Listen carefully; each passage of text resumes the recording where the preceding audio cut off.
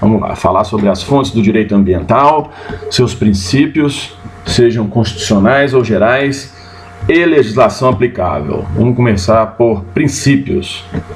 Quais são os princípios constitucionais ambientais? Serão eles o princípio da legalidade ou da reserva legal, qual seja, a lei é fonte de direito ambiental.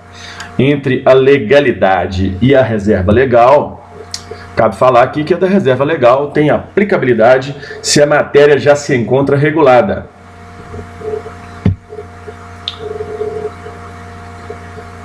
Princípio da propriedade, também um princípio constitucional no que tange aí ao arcabouço jurídico que ampara as tratativas do direito ambiental.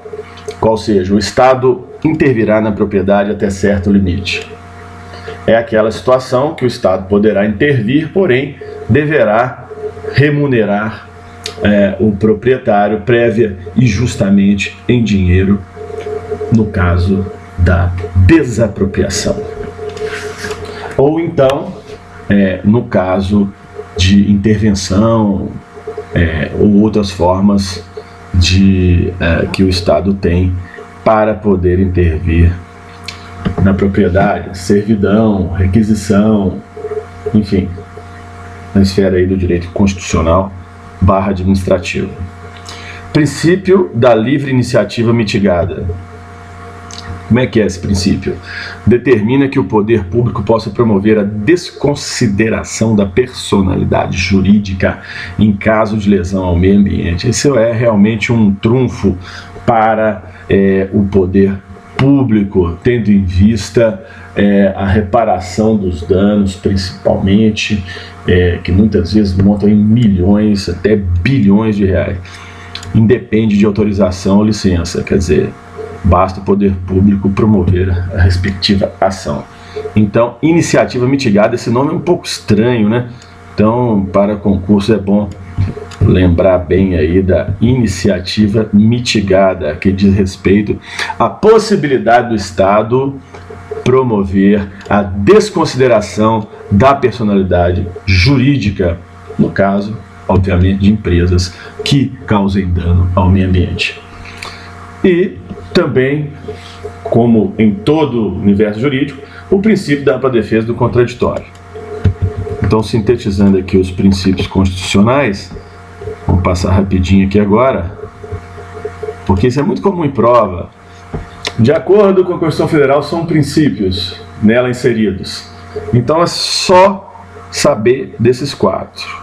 Legalidade, sendo que a reserva legal já é o que está absolutamente legislado, já está lá na lei. Legalidade, propriedade, livre iniciativa mitigada, ampla defesa e contraditório. Agora vamos passar para os princípios do direito ambiental, denominados princípios gerais ou não constitucionais. Princípio da cooperação internacional, esses princípios são muito lógicos, né? O que seria um princípio da cooperação internacional? A cooperação internacional, desenvolvendo políticas, normas, fiscalizando, né? Divulgando políticas em prol do meio ambiente, enfim, bem analógico, assim, análise bem supérflua, ou simplória, você já deduz. Princípio da educação ambiental, claro, as pessoas educadas cuidam melhor do meio ambiente, educadas no sentido de conhecer a importância, os reflexos de um meio ambiente bem cuidado na vida, não só das pessoas, como das futuras gerações, tal como diz a Constituição, apesar de não ser princípio. Educação ambiental, princípio constitucional. Princípio geral. Princípio do acesso equitativo aos recursos naturais, todo mundo tem direito. Princípio do desenvolvimento sustentável, mais impossível, né? Tendo em vista aí as energias renováveis, as formas de preservar o meio ambiente e compatibilizá-lo com o desenvolvimento econômico e social. Princípio da indisponibilidade do interesse público. Princípio da obrigatoriedade de avaliação prévia. No caso de obras danosas ao meio ambiente, tem aí o EIA-RIMA, né? Tem que fazer laudos técnicos aí com o pessoal aí da esfera do direito ambiental, da engenharia ambiental, avaliando os impactos.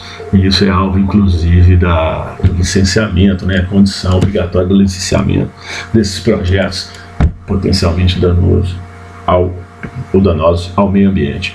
Princípio da participação coletiva, claro, todos têm interesse.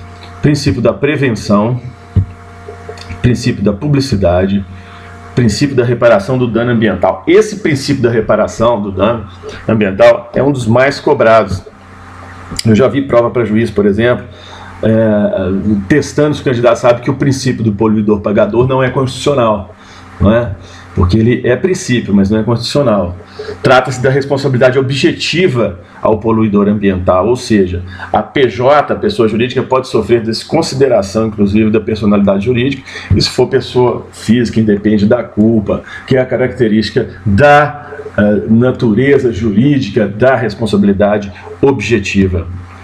E tem do poluidor pagador, que é um princípio mais amplo, e tem do usuário poluidor, que é o usuário pagador daquilo que poluiu.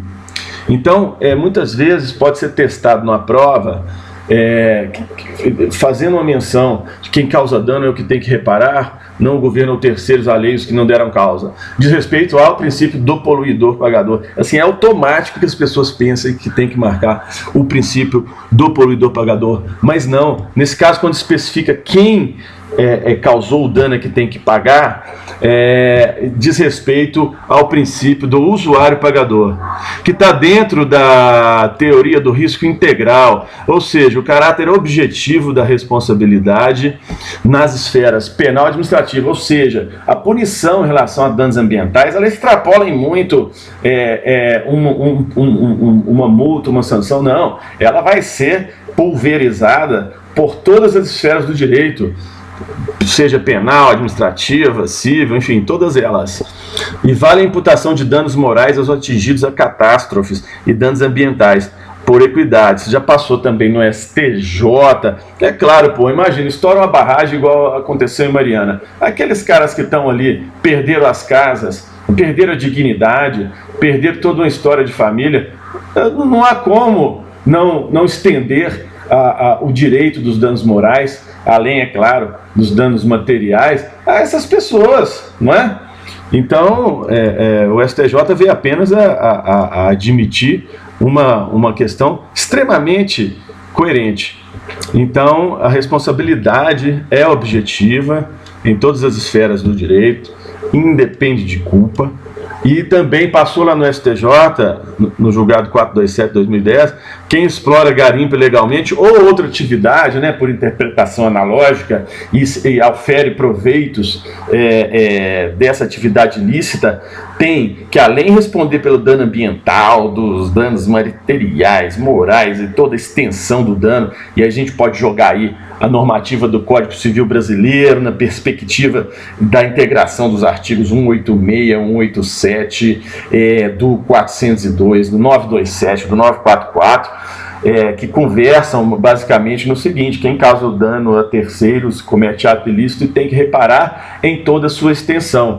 Tanto o dano emergente, que é aquele que está lá no 402 do Código Civil, que é o que realmente perdeu, como aquilo que razoavelmente deixou de lucrar, que diz respeito aí aos lucros cessantes, ou seja, razoavelmente significa que tem que ser ponderado em face ao caso concreto, a perspectiva do que aquele afetado, que sofreu dano, deixou de lucrar efetivamente, o que é justo, o que é razoável, o que é proporcional. Por exemplo, no caso que lançam-se rejeitos, por exemplo, de mineração, como aconteceu agora lá no Pará, não é? Em um rio, os pescadores ficam sem ter como obter os seus proventos advindos da pesca. Quer dizer, naturalmente existem lucros cessantes, não é? Então isso tem que ser ponderado em face do prazo de recuperação do rio, em face da necessidade dos pescadores, e é aí que vem essa parte da reparação do dano. Também é um princípio geral direito ambiental, o princípio da responsabilidade, claro que é. Quem causa o dano tem que reparar, é o responsável. Vou falar agora das fontes do direito ambiental. Ela se divide em fontes materiais e formais. Quais sejam? Fontes materiais são aquelas advindas da matéria específica, dos fatos, matéria, da doutrina, que não é lei. Então isso confunde muito, né? Se colocar numa prova que a doutrina é fonte formal. Não, é fonte material. Por quê? Porque a doutrina não está positivada dentro do texto legal, não é? Por isso ela é uma fonte material. Movimentos populares também pró-meio ambiente, pesquisas científicas. É um documento formal, uma pesquisa científica, mas não é formal no sentido jurídico. Então trata-se de que ela deve ser enquadrada como uma fonte material do direito ambiental. Fontes formais é o direito positivado, formal, não é? O que está na lei, salientando aí a possibilidade de que tratados internacionais façam parte das fontes formais do direito ambiental, desde que sejam abraçados pelo Brasil através do Congresso Nacional, qual seja, sejam ratificados pelo Brasil. E as fontes internacionais?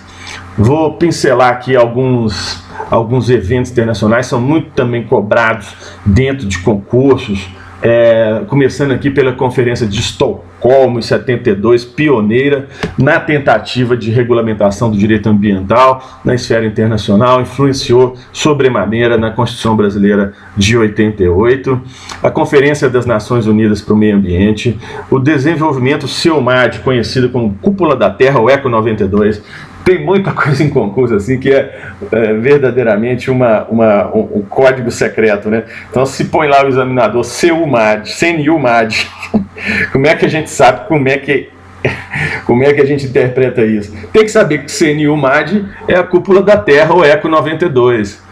Cúpula Mundial sobre Desenvolvimento Sustentável 2002 também influenciou bastante do ponto de vista ambiental, internacionalmente falando. A Conferência das Nações Unidas sobre Desenvolvimento Sustentável, e também um documento importante foi o relatório da ONU, denominado Nosso Futuro Comum, conhecido por relatório Brundtland, desculpa aí a pronúncia se não foi isso, de 1987.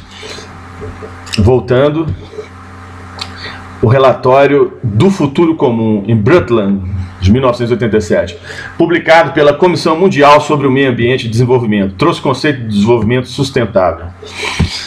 Para finalizar essa parte 1, o direito ambiental, o direito difuso, é claro, pega qualquer um, porque o meio ambiente está na vida de todo mundo, e não é quadrado como direito público ou privado, uma vez que tutela interesses gerais e coletivos. Ele é, portanto, um direito enquadrado como difuso, não é público nem privado, e faz parte da terceira geração de direitos fundamentais.